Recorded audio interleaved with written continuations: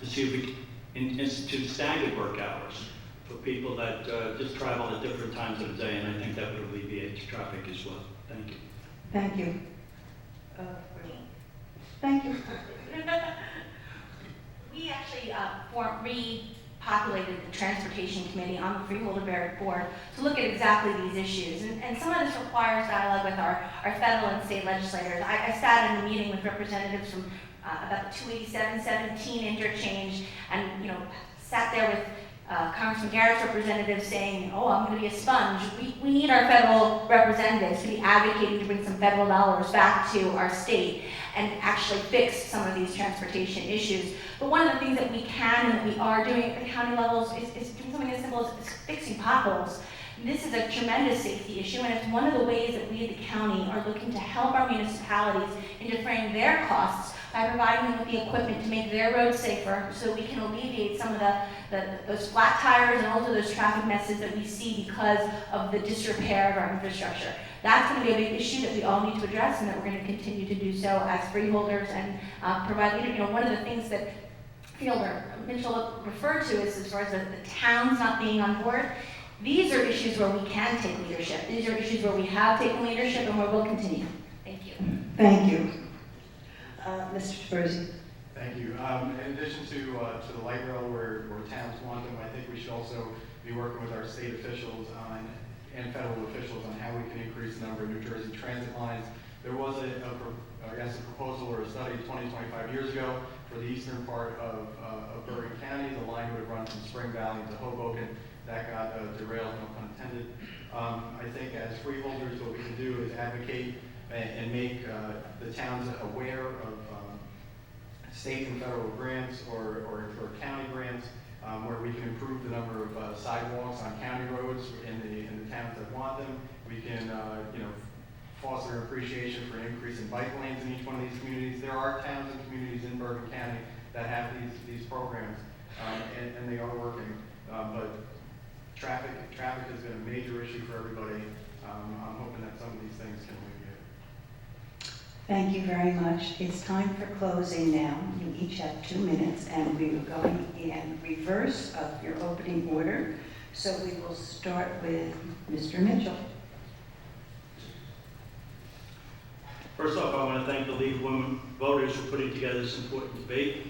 I also want to thank the members of this panel for taking the time away from their families to serve Bergen County, and certainly I want to thank you folks out in the audience.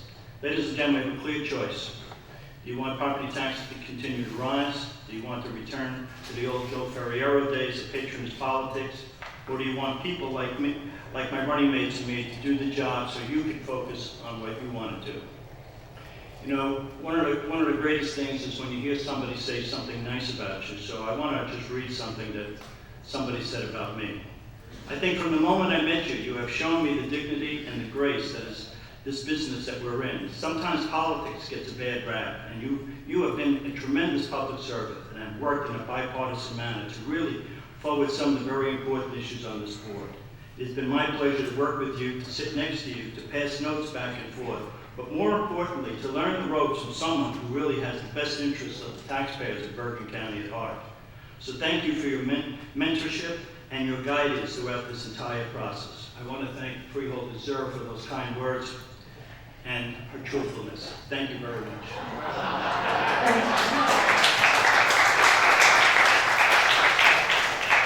Mr. Sullivan?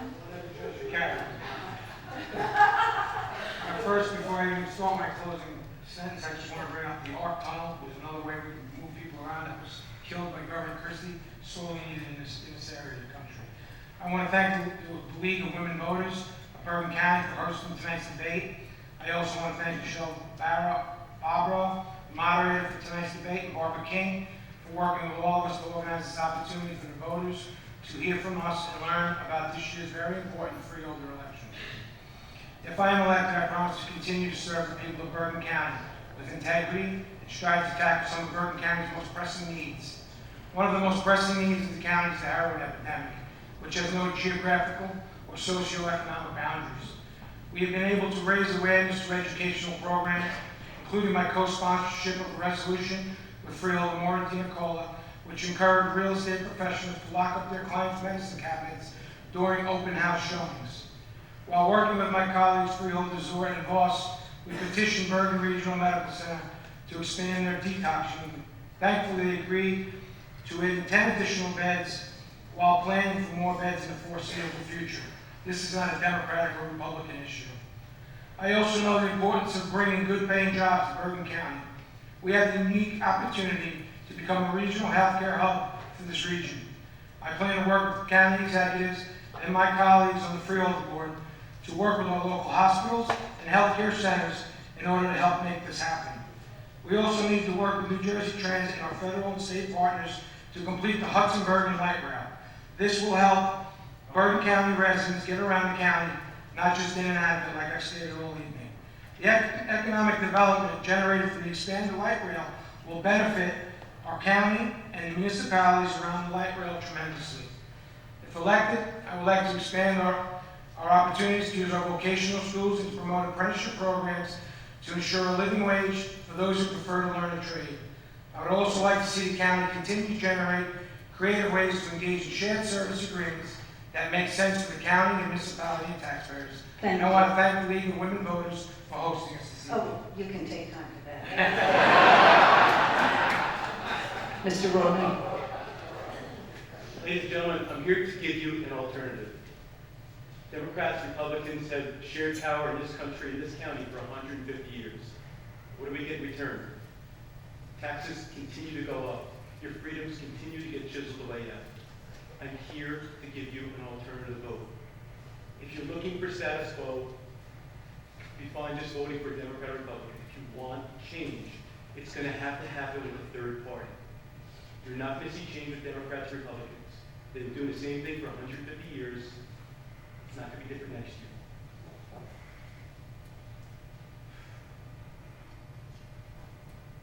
Good night. Thank you. Ms. Zura? I'd like to take this opportunity to first thank the League of Women Voters and thank the Teterboro Technical School for hosting us this evening, and thank all of you who are here in attendance tonight for being part of this important dialogue. You know, tonight, like through the entire campaign, we have yet again to hear not a single specific about how the Republicans will deliver on the sound bites that they toss around. We do know how they delivered last time. They cut $6.5 million to education, $1 million from schools that we're sitting in tonight, $500,000 to kids with special needs, cuts to veterans, seniors, consumer affairs, which protect our most vulnerable, a workforce investment board at a time of economic downturn when we needed that support to be retraining individuals. You know, being a freeholder is serious business, and it requires individuals who can do more than regurgitate buzzwords from a Tea Party handbook. There are thousands of people relying upon us for services and for infrastructure, and we've been the only ones to deliver prudent and responsible cuts in spending. 3 years ago, Steve and I put out an 11-point plan when we ran for office about a vision where we wanted to move county government. And every single day, we have worked to move the ball down the field. We've accomplished nearly everything that's on that list, and more importantly, we've had impacts in areas that we couldn't have even anticipated 3 years ago.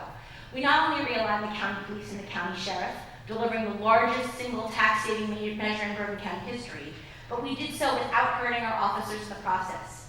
You know, Ms. Ortiz-Berger referred to a coalition of parents and experts. That's what we should be doing. That is what we're doing on the special needs front. We've been advocating bringing parents and people from the non-for-profits and business world together to come up with solutions, innovative ones. I've been an advocate for those with disabilities, for Bergen Regional Medical Center, pushing for more resources for drug treatment. We've restored the services to our veterans, worked for shared services, data-driven decision-making, improvements in transportation.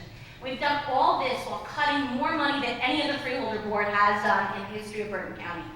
There's still a lot to do. We have the direction of Bergen Regional to plan a heroin epidemic to tackle, infrastructure issues to address. I look forward to being able to do that when you put your faith in me on November 3rd. Thank you so much. Thank you. Mr. Tonelli? Thank you. I'd like to thank the League of Women Voters for hosting this debate and giving us the opportunity to talk about the important issues facing Bergen County. I'm proud of the work that my colleagues and I have done on the Freeholder Board over the past 3 years. Tracy, Tom, and I have worked diligently every day to put the interests of Bergen County residents first. We will save taxpayers over $200 million by realigning the county police and the sheriff's department. We have in 3 years cut $10 million from both Democrat and Republican county executive budgets. We restored vital funding to education, mental health, seniors, and veteran services. There's a big difference between the two set of candidates on the stage. My running mates and I have a proven record of getting things done, while our Republican opponents offer nothing more than political sound bites and voodoo math. They talk about taxes, but can't tell you what they would do differently. In fact, they have not offered a single substance change that they would have done to this year's bipartisan budget. They've offered no ideas, no proposals regarding the services we offer. Ken Diversky will try and scare you talking about debt, but fails to mention that he increased the debt in Ramsey by 40% during his last term. Let me tell you one thing we should be concerned about. The same Tea Party mentality we see in Washington is rearing its ugly head here locally in Bergen County. When John Mitchell was on the Freeholder board, he voted 3 times against domestic violence support grants, against grants to aid stroke patients, against Head Start, and against elder care. There were grants where the county was a pass-through that we mentioned earlier, and did not use any county tax dollars. Bergen County deserves better. I will continue to save taxpayer money by finding more ways to share services in the county and achieve greater efficiencies in government. We will fight to protect our residents from the heroin epidemic. We will ensure that our students are prepared to enter the workforce by offering more apprenticeship programs and job training. We will work to fix our transportation system by building the Bergen part of the Bergen Hudson Light Rail and by fixing the 17 bottleneck, because it is essential that our residents can get around Bergen County, not just in or out of it. We have a plan and a vision for Bergen County, and we have a record of doing what we say, so I hope that Tracy, Tom, and I can count on your support. Thank you. Thank you. Ms. Ortiz-Berger. Looking at everyone up here in this dais, I represent those that have been silent for years. I am for diversity